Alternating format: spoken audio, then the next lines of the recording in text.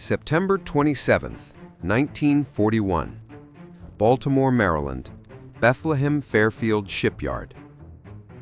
The first keel plate went down at 0600 hours on a cold morning when most of the country still believed the war would pass them by, and the men who bolted that steel to the ways had no idea they were beginning something that would redefine industrial warfare, though the British already knew what America was capable of because their merchant fleet was bleeding out in the North Atlantic at a rate of 40 ships per month, and they had come to Washington with specifications for a simple, ugly, welded cargo vessel based on a 60-year-old British tramp steamer design that could be mass-produced by workers who had never built a ship before. The vessel they wanted was 441 feet long, 57 feet wide, with a single 2,500 horsepower steam engine that could push 10.5 knots in calm seas, and it would carry 9,000 tons of cargo in 5 holds: grain, trucks, locomotives, steel, ammunition, aircraft fuselage sections, crated jeeps, powdered milk, and whatever else Britain needed to survive. And the British Maritime Commission had already named it the Ocean Class, but when the Americans took over the design and began awarding contracts to shipyards that had never existed 6 months prior, President Roosevelt called them Liberty ships in a speech, and the name stuck like rivets in cold steel.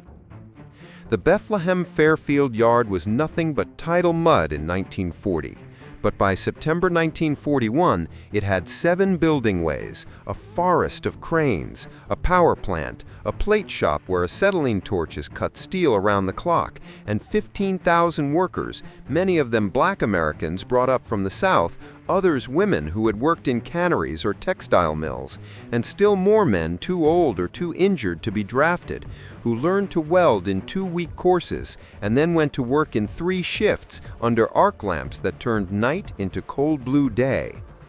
The ships were built in sections called subassemblies, each one prefabricated on the ground and then lifted by cranes to the ways where they were welded together like a child's model, a revolution in construction that eliminated the need for riveters and allowed the hull to go up in days instead of months. And the noise was constant, the shriek of cutting torches, the bang of sledgehammers, the hiss of pneumatic tools, the groan of cranes, the clang of steel plates meeting steel frames, and underneath it all, the smell of hot metal, diesel exhaust, paint, and the salt rot of the Patapsco River. The men worked through rain and sleet, their gloves frozen to the metal, their breath visible in the winter air, and they were paid $1.20 an hour, which was more than most had ever earned, and the speed of construction became a competition, first between shifts, then between yards up and down the coast: Richmond, California, Portland, Oregon, Wilmington, North Carolina, Savannah, Georgia, Houston, Texas, 18 shipyards in total, all building the same vessel, all trying to cut days off the schedule. The first Liberty ship, the SS Patrick Henry, had taken 244 days to complete in September 1941, a respectable time by peacetime standards, but an eternity when U-boats were sinking British bottoms faster than they could be replaced. And by the time the Patrick Henry slid down the ways in a cold drizzle, naval architects were already redesigning the workflow, breaking the ship into even smaller subassemblies, numbering every piece, creating templates and jigs so that any worker could pick up a blueprint and know exactly where a bulkhead or a stanchion had to go. And within 6 months, the construction time had dropped to 150 days, then 100, then 60, and the cost per ship fell from $2.5 million to $1.8 million, even as production climbed. And by mid-1942, American yards were launching 3 Liberty ships per day, gray-hulled, blunt-bowed, functional vessels that looked like floating warehouses, and the Germans called them cheap coffins because they were welded instead of riveted and prone to cracking in cold water. But they kept coming, an industrial avalanche that no amount of torpedoes could stop. And in the fall of 1942, a man named Henry Kaiser, who had built dams and highways and had never constructed a ship in his life, opened a yard in Richmond, California, and announced that his workers would build a Liberty ship in under 2 weeks, a claim that seemed impossible until his yard did it in 10 days, then 7, and on November 12, 1942, Kaiser's Permanente Metals Yard No. 2 laid the keel of the SS Robert E. Peary at 0001 hours on a Thursday morning, and what followed was not a construction process, but a controlled frenzy. November 12 through 15, 1942, Richmond, California, Kaiser Permanente Metals Yard No. 2. The Robert E. Peary was not built so much as assembled from pieces that had been fabricated over the previous 2 weeks in workshops scattered across the yard, where riveters and welders and machinists worked on numbered sections, bow plates, stern frames, deck houses, bulkheads, engine mounts, each component built to exact specifications and stored in sequence so that when the keel went down at 1 minute past midnight on Thursday, the first subassembly was already moving toward the ways on a flatbed truck, and within 30 minutes the bottom plates were in place, and welders were sealing the seams in showers of white sparks that lit the night like flares over a battlefield. Kaiser had studied the assembly line methods of the automobile industry, and he applied them to shipbuilding with a ruthlessness that shocked traditionalists. Everything was prefabricated, pre-wired, pre-painted, and numbered, so that workers did not need to think, only to follow the sequence. And the yard ran 4 shifts instead of 3, with crews overlapping so that work never stopped, not for meals, not for weather, not for anything. And the foreman moved among the workers with stopwatches and clipboards, timing every operation, eliminating wasted motion, cutting seconds off each task, because seconds added up to minutes, and minutes to hours, and hours to the difference between a ship in the water and a ship on the ways. The welders worked in pairs, one on each side of a seam, their leather aprons blackened with burn marks, their faces hidden behind dark goggles, and the acrid smell of burning flux mixed with the diesel smoke from generators and the creosote stench of the timbers that supported the hull. And overhead the cranes swung constantly, their cables singing under tension as they lifted 20-ton subassemblies and lowered them into place with a precision that seemed impossible given the speed. But the crane operators had done this 100 times before, and they knew the tolerances, knew how to nudge a bulkhead into alignment with a tap of the controls. And below them, the riveters. Kaiser still used riveters for some joints, despite the prevalence of welding, hammered in hot steel plugs with pneumatic guns that sounded like machine gun fire echoing across the yard.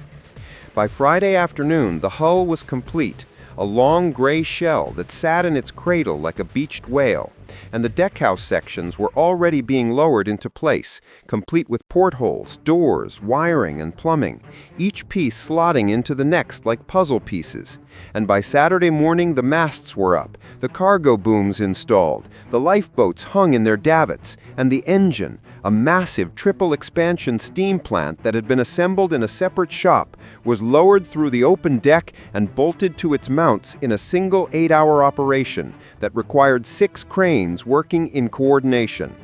The workers barely slept, grabbing coffee and sandwiches from the canteen trucks that circled the yard, and some men worked 36 hours straight, going home only when their shift boss ordered them off the job. And injuries were common: burns from welding sparks, crushed fingers, falls from scaffolding. But the yard had a fully staffed medical station, and most men were back at work within hours, wrapped in bandages, high on adrenaline, and the knowledge that they were part of something historic.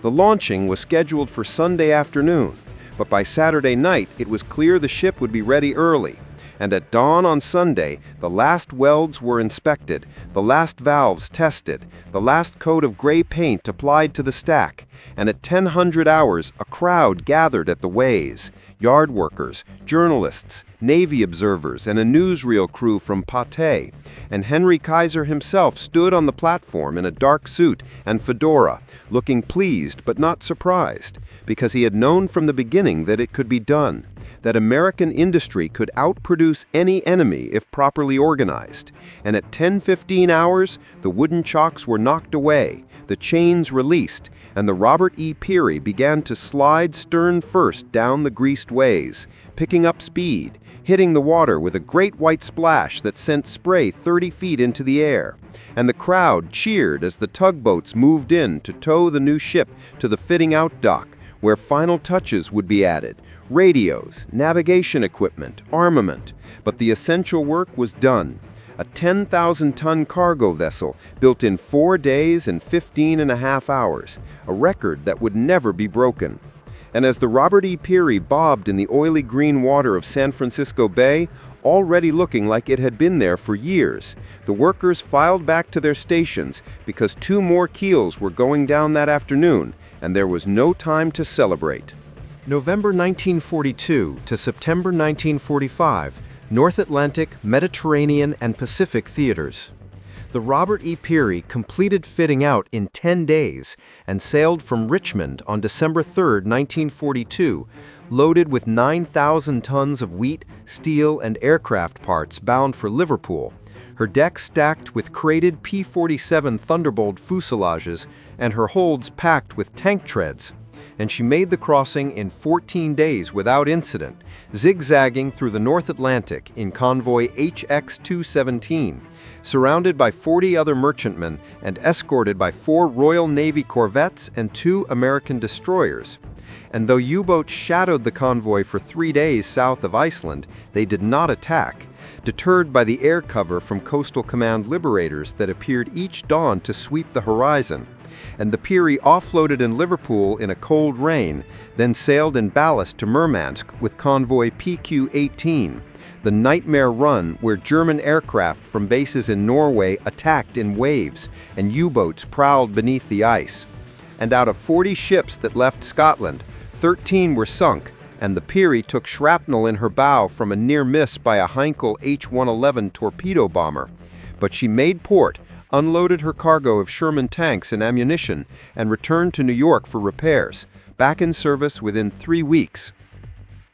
The Peary was one of 2,710 Liberty ships built between 1941 and 1945, an armada that carried 75% of all American cargo overseas and turned the Battle of the Atlantic from a German victory into an Allied Turkish shoot. Because no matter how many ships the U-boats sank, 2 more slid down the ways to replace them, and by mid-1943, Allied shipyards were launching Liberty ships faster than the Kriegsmarine could sink them, a rate of 3 per day at peak production. And Admiral Karl Dönitz, commander of the U-boat fleet, wrote in his diary that the war was lost the moment American production reached this threshold, because submarines could not win a tonnage war against a nation that could build a cargo ship in less than a week. The Liberty ships were not elegant, they rolled heavily in rough seas, their engines were underpowered, and their welded hulls cracked in cold water, with several ships breaking in half during winter storms in the North Atlantic, most famously the SS Schenectady, which split down the middle while still at the fitting-out dock in January 1943, a failure that led to immediate design changes, including riveted crack arresters at stress points, but they worked, and that was all that mattered. And they sailed everywhere, to Murmansk and Liverpool and Alexandria and Calcutta and Brisbane and Guadalcanal, carrying the materiel of war in their dark holds. And many were sunk, 200 by U-boats, 31 by aircraft, 37 by mines, 7 by surface raiders, and several by typhoons and hurricanes. But the losses were acceptable, even expected, because for every Liberty ship sunk, 4 more were launched, and the men who sailed them were merchant marine, not navy, civilians in a shooting war, and they died at a higher rate than any military branch except the Marines, but they kept sailing because the cargo had to get through. The Robert E. Peary herself made 18 Atlantic crossings and 4 runs to the Pacific before the war ended, and she survived without losing a man, though she came close a dozen times, depth charges bracketing her stern off the Azores, a kamikaze missing her bridge by 50 feet off Okinawa, a fire in her number 3 hold that was extinguished before it reached the ammunition, and when Japan surrendered in September 1945, the Peary was off San Francisco, preparing for another run, but the order never came, and like most of her sisters, she was laid up in reserve, anchored in long gray rows in the Hudson River and Suisun Bay, mothballed and forgotten. Though a few remained in service, sold to commercial operators or foreign governments, sailing under different names and different flags, rust-streaked and weary but still afloat. And the Robert E. Peary herself was scrapped in 1963, cut apart in a New Jersey wrecking yard, her steel recycled into rebar and girders, her legacy surviving only in photographs and Navy archives, and the memories of the men who built her in 4 days, when the world needed ships more than it needed sleep, and who proved that American industry, when pushed to its limit, could perform miracles that looked like magic, but were simply the result of planning, organization, and the willingness to work until the job was done.